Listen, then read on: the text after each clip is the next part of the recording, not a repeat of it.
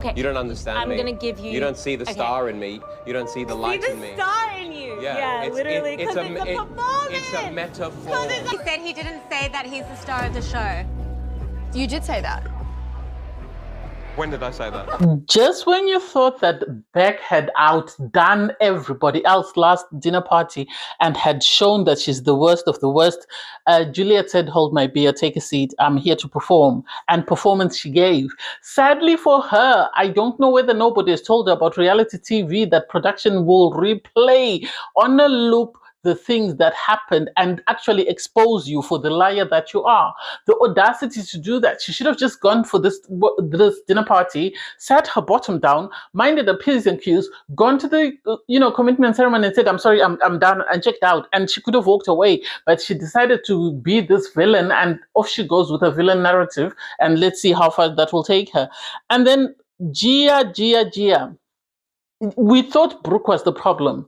We thought Beck was the problem. Now you are with Juliet. Now we understand why you're bullied. I'm sorry, I hate to be that person, because at the end of the day, if you're constantly aligning yourself with the mean girls, you can't then play the, "Oh, but I was bullied in school." No, because who's going to empathize with someone who is now being horrible to every single person that she comes across? The audacity to pick on this man.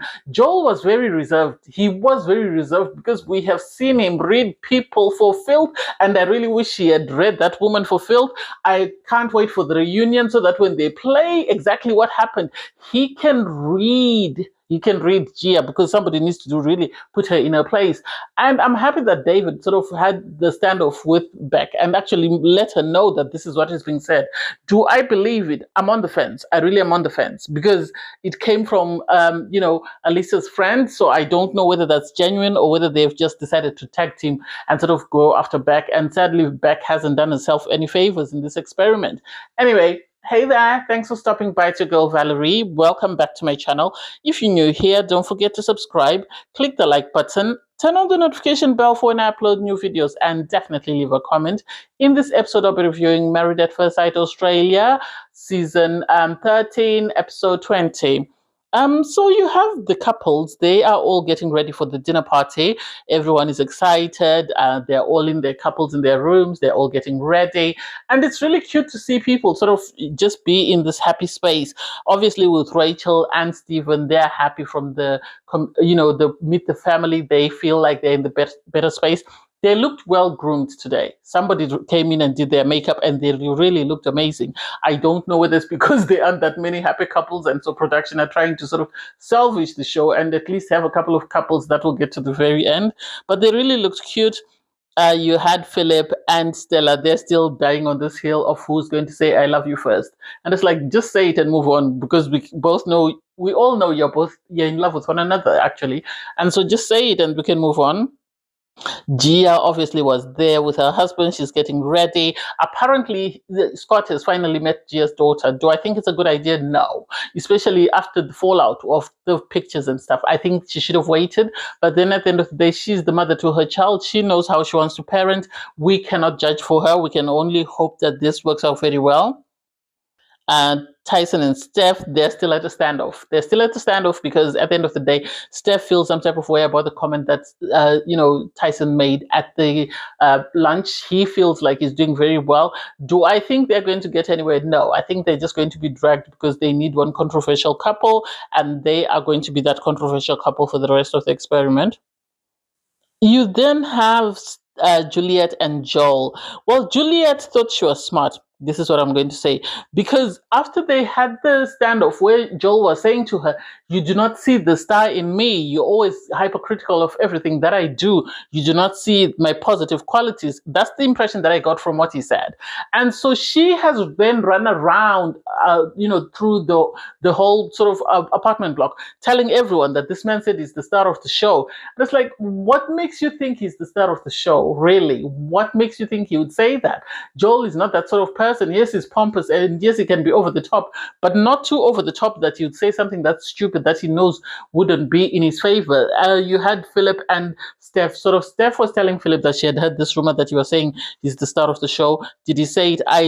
he didn't. We have footage to show that he didn't. So the idea that, you know, Juliet thought she was smart, and I think Juliet decided to try and butter him up before they went for the for the dinner party, sorry, hoping that when they get there, he wouldn't have anything negative to say. Sadly, Joel is going to Joel. He's going to speak his truth. So she brought a bottle of alcohol. Oh, she had a personality transplant. I really want to see who's giving these personality transplants in MAFS Australia, because it's really shocking. Anyway, she came with a bottle of alcohol. They had a little chat. She said, we're in this very good space. She tried to put a positive spin on everything, and Joel just went along with it. And I think he just thought, I want to see how this will play out, because something is not right. Something smells fishy, and fishy it did. You had Beck. She was speaking to Danny and saying to Danny, I'm a bit nervous because at the end of the day, last week I came in, I caused havoc, and so I'm wondering whether people will be willing to sort of tolerate me or give me grace. So I'm just going to go there, sit in my little corner and keep quiet. I want to keep peace. I want you to be happy. I want you to be comfortable. So this is what I'm going to do. And it's like, Beck, the problem is Alicia's friends have come back with gossip. So whether or not you stopped doing stuff, we will never be able to understand or believe the truth. So I can't wait to see that standoff. You had David having a conversation with Alicia saying that he is going to confront Beck because at the end of the day, he doesn't like the fact that Beck has been going behind his wife's back and sort of trying to suss out trouble. So he is going to go have a chat with Beck and sort of find out exactly what's happening, because he doesn't like the rumors that, you know, Beck has been trying to dig dirt on Alicia. Alicia is saying, you know, she's ready to move on. Beck will never be her friend. And it's like, yeah, you have to see someone for who they are. You can't continue to fantasize people as adults. See someone for who they are and keep it stepping. Anyway, everybody gets in their cars. They go for the dinner party. The experts are there. They're waiting to see who comes in. They're excited. They're happy. And it was really cute. It was really cute. I really loved it. So first to walk in, we had the boys. We had Chris and Sam. They are very happy. Obviously, they have their news about, you know, the kids that are coming. So this is something that Sam wants Chris to hopefully tell everybody else, and they're excited.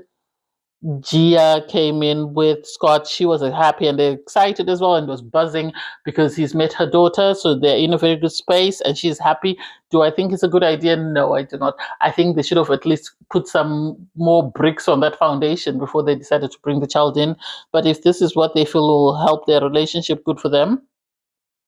Tyson and Steph walked in next. Oh, it was Oaks Galore. It really was Oaks Galore. It was Oaks Galore. So they walked in, sat down, and you could see that there is tension because people are still side-eyeing them. And sadly for Tyson, he doesn't do himself any favors, because when you had Stephen walk in with Rachel, and Stephen was talking about it, the problems that he's having, and he was saying, you know, my family were telling me, you know, that I need to put myself all in and open myself up. You then had this man have the audacity to say Stephen needs to grow some cojones, and you're sort of telling him, you know, you need to speak up to your wife. You need to be the man of the house. I love that David had to step in and sort of say, no, that's not your place to speak, and say that. And it's like, good for you, David. You had David and Alisa walk in. They were very happy. They're always very happy and comfortable around one another. They don't seem to have any problems. I think Alicia really likes this man, so she stopped throwing tantrumics as she did at her wedding. So that's good. Stella and Phillip walked in as well. They were happy, they were giddy, they're excited. Obviously, there is this thing of they need to tell each other they love one another, and it's like, okay, we're waiting. Rachel and Stephen, they really looked well groomed. They really looked cute. They really looked excited. So they were saying, you know, we are very happy. We had a very good meet the parents. So it's been amazing. Stephen then sat with the guys. So he sat with David and Tyson and was busy telling them that, you know, it was good for us to have meet the family because I've been single for a very long time and there are things that I've sort of become accustomed to that I need to unlearn. So it was nice to see my family. That's when Tyson made this comment of, oh, he needs to grow cojones. I love that David was then said to him, at the end of the day, you need to be yourself. You need to be open. You need to be honest. And if things are going to work out, they're going to work out amazingly well. And it's like, I love that. I really love that at least someone is sort of trying to encourage him to progress. Beck and Danny walked in. It was Oaks galore. It really was Oaks galore. It was awkward because very few people stood up. You had Gia and her husband telling each other not to greet Beck. You had Gia saying she's not going to greet either Beck or Danny. And it's like Gia is always looking for trouble. She wants somebody else to be the outcast. I don't know whether it's from her personal trauma or whether this is who she is. I don't quite get it. Beck came in. She was very reserved. And she said she was going to avoid Gia. She spoke to everybody and said, I feel embarrassed about how I treated people. It was uncalled for. Yes, I was angry, but I didn't need to take my anger out on everyone. It's like, well, good for you if you're going to do that. We love that for you. And then we had Joel and Juliet walk in. This is where you could see that things were going to go left, because when they walked in, you had Juliet. I think she was nervous about walking in alone, and I think she didn't want to be the outcast. So this is why she buttered up Joel so that they could walk in together, because as soon as they walked in, she sprinted away from him, ran to Gia. Somehow she has become best friends with Gia, and it's like, surprisingly, Gia will be friends with someone and suddenly they're both the villains. And so the common denominator is Gia. We thought it was Brooke, but the common denominator is Gia, because Gia, when she was with Brooke, there was toxicity and there was negativity. When she was with Beck, the same thing happened. Now she's with Juliet, the same thing is happening. So she is the common denominator. Walks like a duck, looks like a duck, quacks like a duck, must be a duck, as far as I'm concerned. So you had everybody having chats, and you had the girls, Alicia and Stella, sort of ask Joel that we heard that you said you're the star of the show, and he said, no, I didn't say that. I didn't say that. She's taken it out of context. While he's busy sort of revealing the truth about what happened in their marriage, you have Juliet sitting on the other side of the couch, sort of lying to Gia and what's his name, Chris? I'm surprised Chris was there, and saying, oh, we've had an amazing week. We've done very well. And it's like, why are we putting lipstick on this pig when we all know the truth? Anyway, dinner was announced. Everybody went to the dinner table, and you knew it was about to pop off. So you had Beck. She was sitting there. She was very uncomfortable. And so they sat her opposite Joel, and she immediately apologized to Joel and said, what I did was uncalled for. I was angry, and there was no need for me to take out my anger on you because you hadn't done anything wrong to me.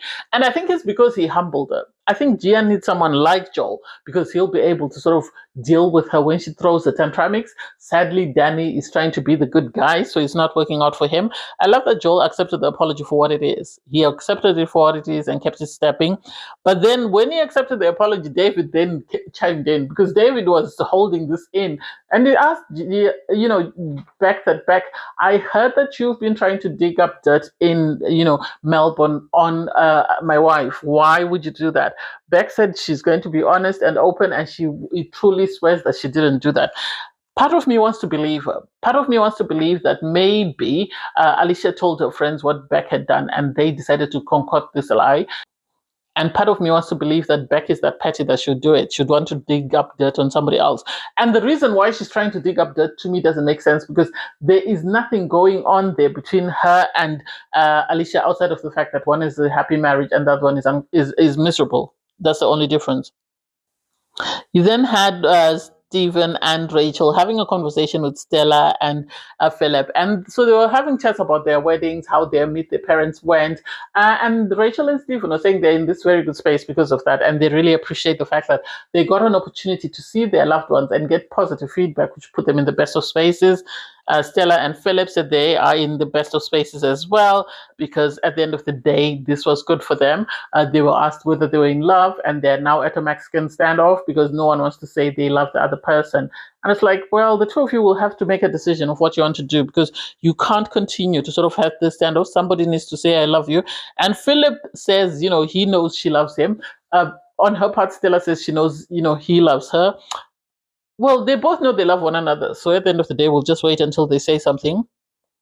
You then have the conversation roll around, Juliet and Joel. That was uncomfortable. It really was uncomfortable, because Juliet started talking positively about their wedding, their week. And when she realized that Joel was being honest, this is when the toxicity came in, and the story about, oh, you called yourself the star of the show. I think she wanted everybody else to revolt and turn against this man. This is it. Nothing else. She wanted everybody else to come after this man and attack this man. There was nothing else outside of that, because it doesn't make sense why she decided to throw that there and just sit back and sort of relish in that. And because Joel was trying to speak the truth, every time he tried to speak, she would sort of talk over him. The name calling, the teddy, everything was uncalled for. And for you to have Gia say, yes, you said it. I love that he turned around and said to her, when did I say it?